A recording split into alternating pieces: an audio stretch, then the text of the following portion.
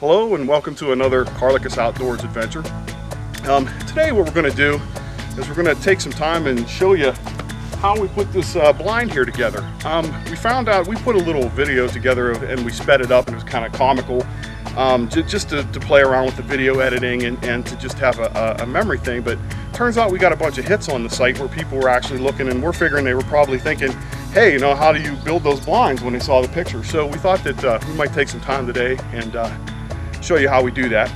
Yeah, and actually when we thought about putting blinds out here, that's what I did. I looked and did some searches and tried to find some ideas that I could use to build these blinds. So maybe something we do or say that might be helpful. I mean, by no means are we experienced carpenters, and I'm sure there's a lot of improvements that can be made to them, but they seemed like they held up the first year real well, and they were watertight, and you know, we learned a few things. So we're going to just explain a little bit how we did things. But if you have any questions or you want more detail about these blinds, you can email us at carlicusoutdoors@gmail.com. That's an address we have set up just for you know, our YouTube page, so that, you know, if any questions, you know, if you're unsure of what we said about the thickness of the board or the length or anything like that, you can drop us a line and we'll get that information to you.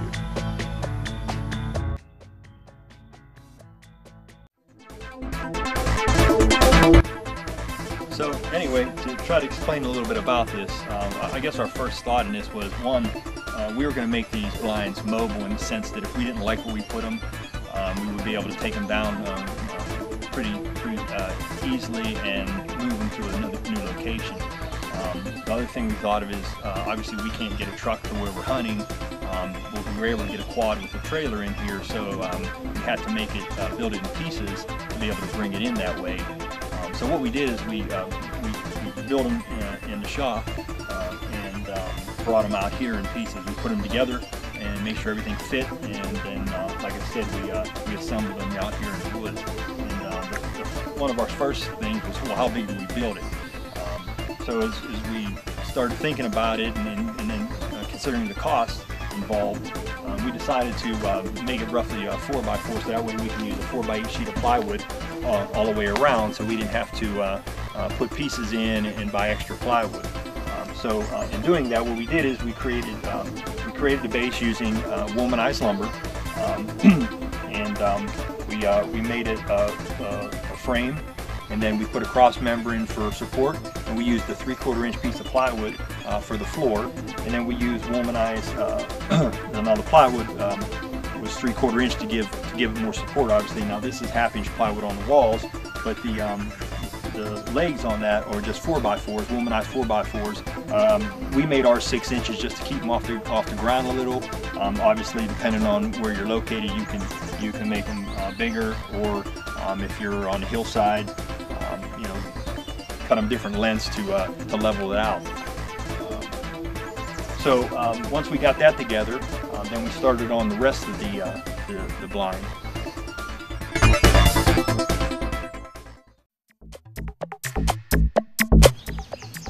So now that we finished talking about the base a little bit, I just want to mention a couple things on the side.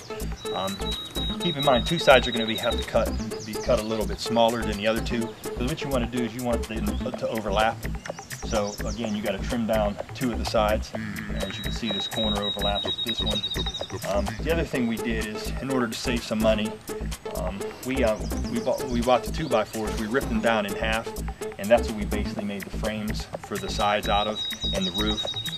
They're sturdy when you screw them together, and really we didn't need the 2x4. It was kind of overkill, and plus, like I said, it saved us money. So we got 2 pieces out of each 2x4.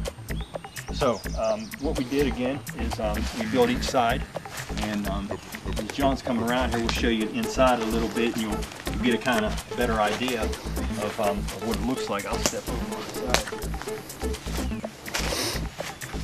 So as you can see, we just built around the sides a frame for each side, and the front's taller than the back, and on the sides they're angled for the pitch of the roof, and we put these cross members here for the windows and to give us some stability, And basically, as we built each side that way, we just set them right down on top of the base. And from the back here, you'll be able to see that we had when we built the side, we had the plywood come down past the frame so that it overlapped on the base, and then we were able to screw that together.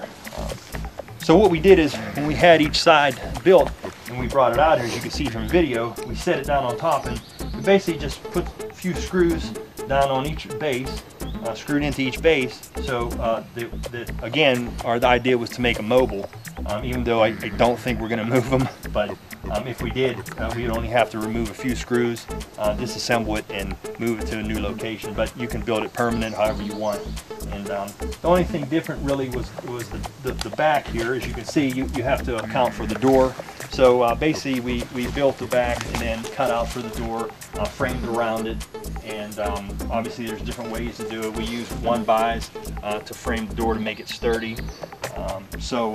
Again, it's no set way, just whatever works for you, or whatever pieces of wood you have laying around. Obviously, it's not cheap to buy all this lumber and put it together.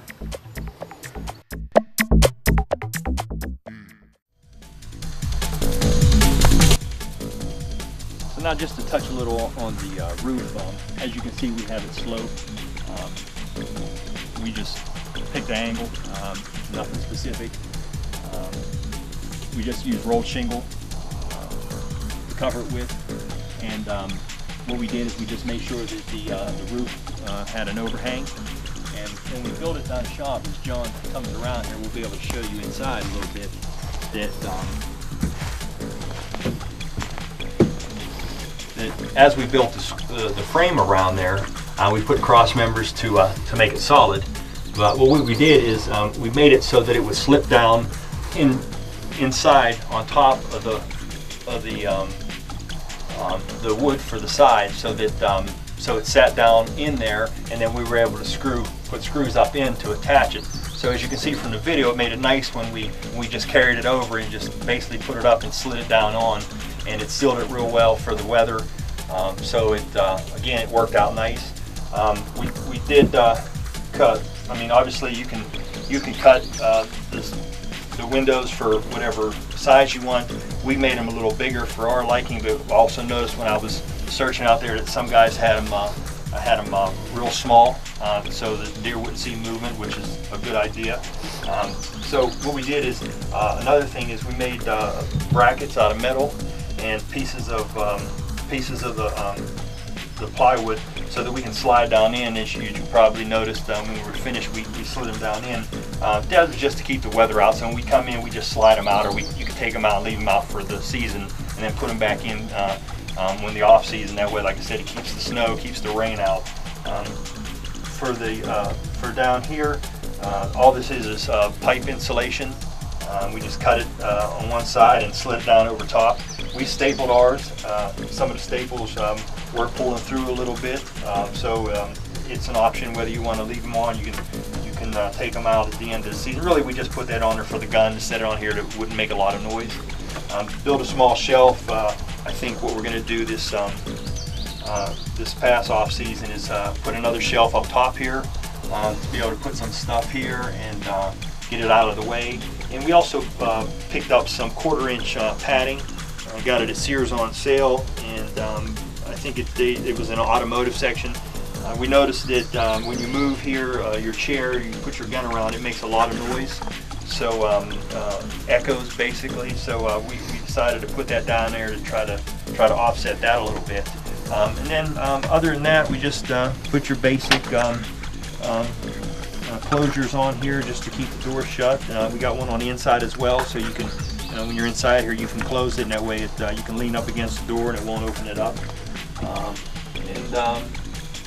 So that's pretty much it. I mean, there's really not a whole lot more involved. Like I said, the height, nothing. I guess it's up to you. You can make them. You don't have to. We have it high so we can stand up if we want to and lean over, or so you don't have to kind of crawl into it, basically. Again, you can make it as high as you like, as tall as you like, or Again, we didn't make any kind of set dimensions. We just, as we built them, we kind of just got in them and decided, you know, what we wanted from them. So again, if you have any questions, we'll try to answer anything we can. Try to give you more details. By no means is this the best blind building instructions, but or you know, I'm sure there's a lot better ways to build blinds out there. But this is kind of what we come up with, and like I said, we'd be more than happy to try to explain a little bit more what we did and how we did it. If anybody's interested, if this isn't enough. But, hopefully that it'll give somebody some tips and ideas, and it also definitely gave us some tips and ideas for future blinds.